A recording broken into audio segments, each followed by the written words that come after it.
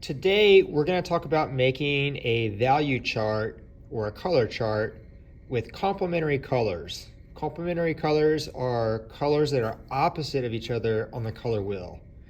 I've already set up my palette with red and green, white, black, and a little bit of gray in this cup right here. I mixed that myself. And we're going to try to make this as simple as possible. So I've got my clean brush here.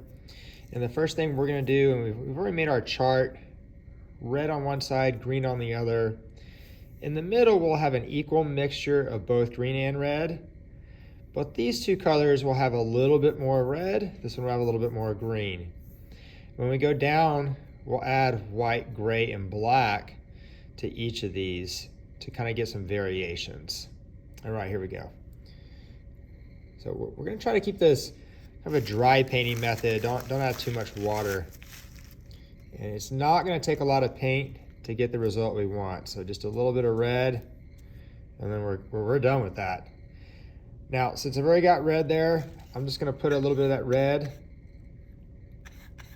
and just mix a little bit of white with the brush. That's going to give me a tint.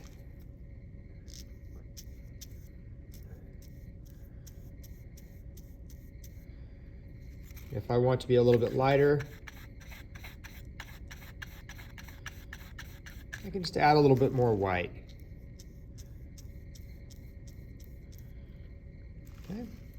Next, we're going to add a little bit of gray. I'm not going to worry too much about cleaning my brush off because gray has a little bit of white in it anyway. There we go. So I'm just going to mix that in. Again, if it goes too gray for me, I'm just going to sneak a little bit more red in there. And normally I don't mix with my brush, but since we're not using a lot of paint, there's our tone or our color with a little bit of gray. And you're just going to get a lot of different variations when you add that gray tone in with your color. I'm going to go ahead and clean my brush off a little bit for this next one because we do want a more pure shade, and shade is when we add black to the color. So just pop a little red in the middle there, and then I'm going to add just a touch of black. Don't go too much black. That may have been too much.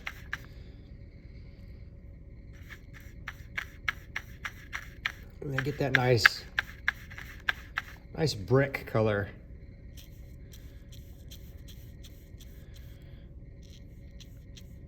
There's my first line down. So I have the basic color, white, gray, and black added to those.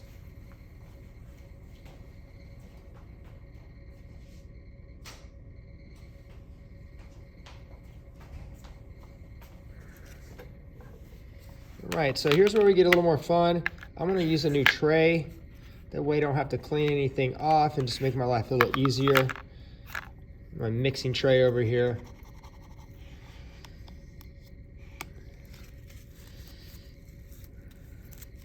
And I'm going to get mostly red.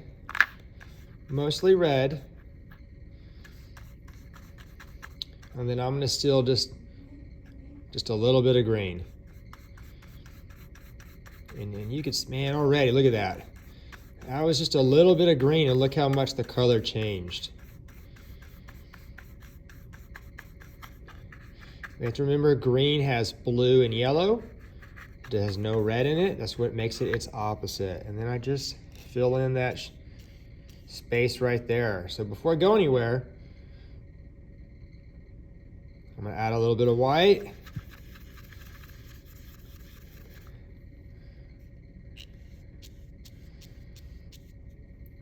I'm going to add a little bit of gray to it.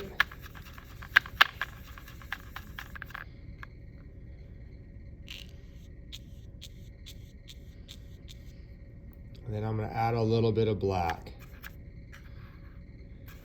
And again, I'm going to mix on the palette. Normally we'd use another strategy to mix paints, but we're trying to be pretty quick with this. Now, I don't like how similar these two are. So I'm gonna clean my brush.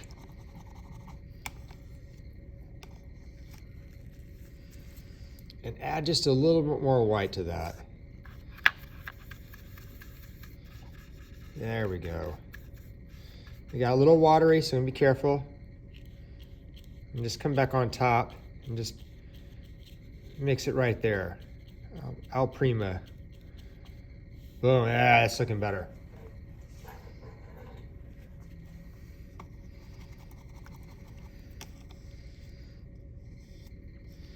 Okay, so for my next one, I can actually use this same color right here and just add a little more green. And what I'm looking for here is a nice rust color. Now that is looking a little bit too green. So I may need to go back and add a little more red. I want it to be an even mixture of both.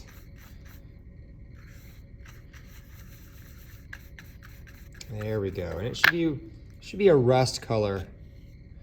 Yeah, these colors are gonna be ugly. They're gonna be kind of gross. These are our earth tones, but that's what I'm looking for.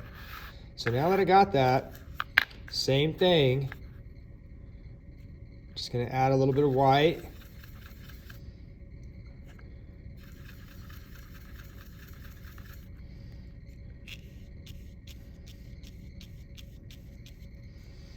Add a little bit of gray.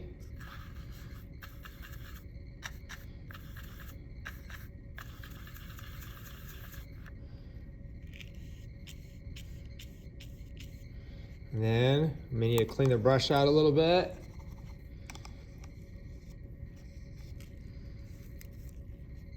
And we're going to add a little bit of black.